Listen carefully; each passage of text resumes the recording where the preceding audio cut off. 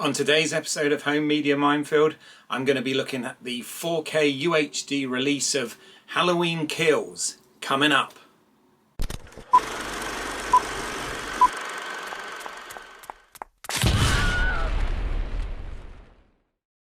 Hello, I'm Keith and welcome to Home Media Minefield, helping you with information to navigate the complexities of home cinema and home media entertainment. And in today's episode I'm going to be looking at the recently released, well here in the UK at least, 4K UHD edition of Halloween Kills.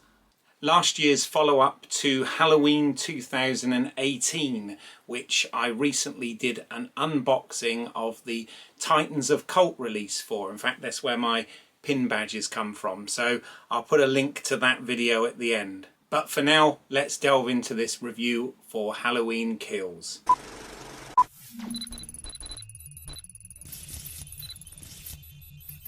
Now, first of all, some release information. As I mentioned, this came out just last week here in the UK, and I believe it's available in other regions as well. The version I have is the 2-disc 4K UHD version, which also comes with a Blu-ray as well. It's in a standard Amaray 4K box with a slip cover.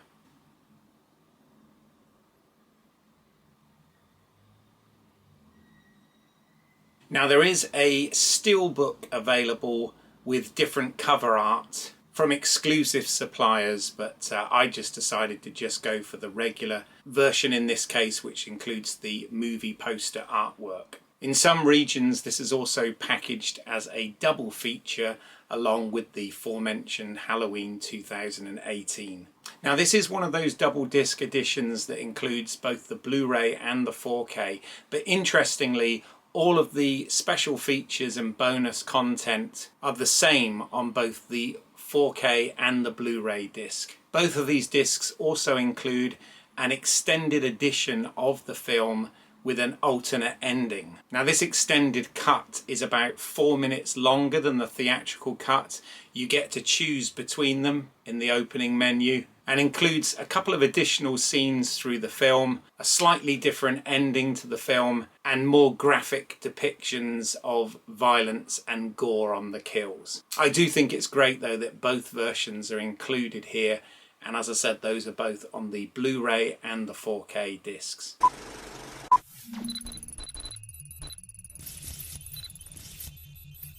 Okay, so starting with the picture quality. And first of all, I have to say that the Blu-ray that comes with this is a very good transfer. It looks great on Blu-ray.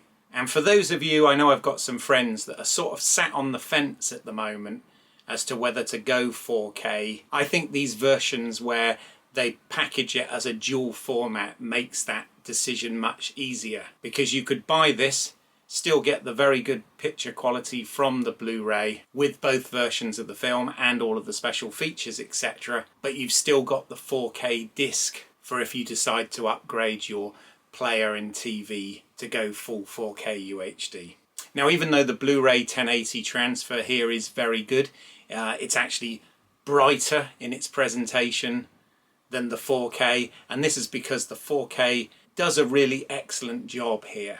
Not only does, of course, the picture look better because of the higher resolution, but the high dynamic range, which is a Dolby Vision high dynamic range in this instance, works incredibly well. Because this film follows on directly from the end of the 2018 film, it is of course set at night, and therefore the contrast ratios provided by the Dolby Vision high dynamic range help incredibly in the overall look and feel of this film. You can really pick out the details in the shadows. And even the scenes that are set back in 1978, where they've done some digital graining on to try and match the look of the original film, still look sharp and fantastic on here. I was really very impressed with the picture quality of this particular 4K UHD. It might not quite be a reference quality disc, because obviously it lacks variety in scenery and location, but it is right up there, and I would give this a 4.75 out of 5 for the overall 4K picture quality here. Very impressed with this, but as I said, if you buy this and watch the Blu-ray, it's still a very good picture on there also.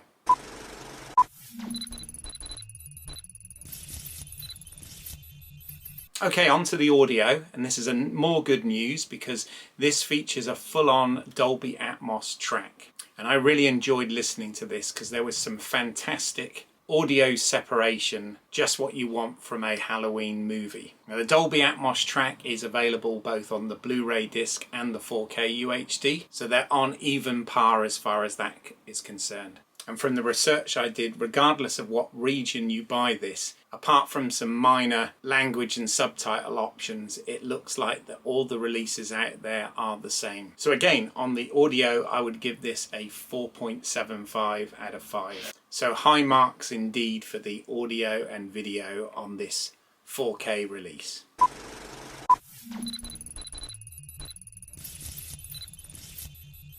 Now onto the special features and bonus content, and as I've already mentioned, you do get 2 cuts of this film which branches seamlessly, and a reasonable array of special features which, as I said, are both on the 4K disc and the Blu-ray, whereas often on 4K releases the special features only appear on the Blu-ray disc. So first up, you get an audio commentary which features director and co-writer David Gordon Green and stars Jamie Lee Curtis and Judy Greer. Now what is interesting is this audio commentary actually works on both the theatrical cut and the extended cut of the film, and they just edit around it for the additional scenes that appear in the extended version. Weirdly, the audio commentary just kind of ends on this without any of them saying goodbye, so it doesn't really cover anything in the alternative ending. Now when it started, I was a little bit worried because Jamie Lee and Judy were just having fun, nothing wrong with that, and making lots of jokes, etc. And I thought maybe it wasn't going to be a particularly informative commentary.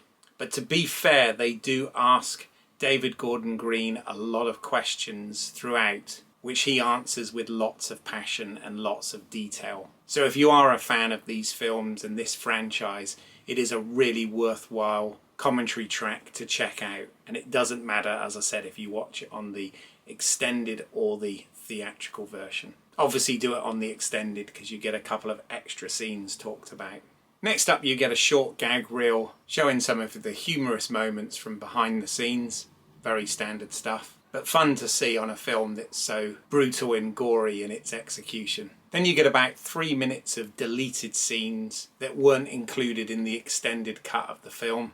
Just a few character beats here really. You see where Alison meets Brackett and some of the drone footage in that particular scene. The rest comprise of a number of short featurettes that were all obviously filmed at the same time during the production and have been divided up to talk about various aspects. First up, Haddonfield's Open Wounds. And this just kind of takes a look at the story so far and talks about the various characters involved in the film. You get to hear from many of the cast, and plus some of the key crew, including David Gordon Green as director, plus you get to hear from writer Danny McBride and some of the producers on the film. It's quite interesting and informative, and you see lots of behind the scenes footage throughout. Next up is The Kill Team, which runs about 11 minutes. And it's actually quite nice because it focuses on some of the crew members that don't usually get much of a mention in these sort of things, but are absolutely key to any production. So you get to hear from the likes of the first assistant director, the script supervisor, and the camera operator. And having done all of those jobs myself on various productions over the years, I find it really nice that this takes time to salute those contributors and talk to them and show them in action on set. Again, this is supported by lots of behind the scenes footage, which is great. Next up is Strode Family Values, and this looks at the fact that you've got 3 generations of the Strode family depicted in this film and how their relationships have evolved through this series of events. Then you get 1978 Transformations, and this looks at the painstaking detail that the production went to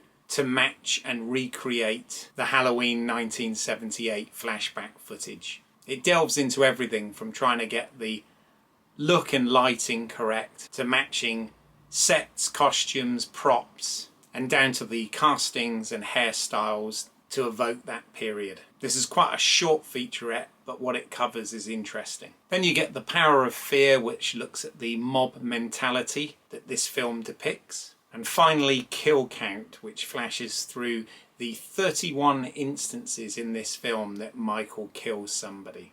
And that's it. Unfortunately, there's not even any theatrical trailers included on this. Now, all of these special features added together come to about 30 minutes runtime, roughly, plus obviously the audio commentary over the feature. Now, whilst the information and content here is quite good, it's not as in-depth as some production diaries, etc. on other films are concerned. So I'm going to give this a 3 out of 5 for the special features. So there you have it, Halloween Kills on 4K UHD. All in all, a pretty good release for this film. Very good picture and audio quality, with a reasonable selection of special features and bonus content. I'll put some links down below as to where you can actually buy this, as well as some links at the end of this video to additional content. If you found this video helpful, then please do consider giving this a like, subscribing to the channel, and if you hit the bell icon, you'll get notifications of all new videos released. As well as these reviews and comparisons, I also do product unboxings, technology explained videos, and live streams based around film and television content. So please consider giving that stuff a look as well.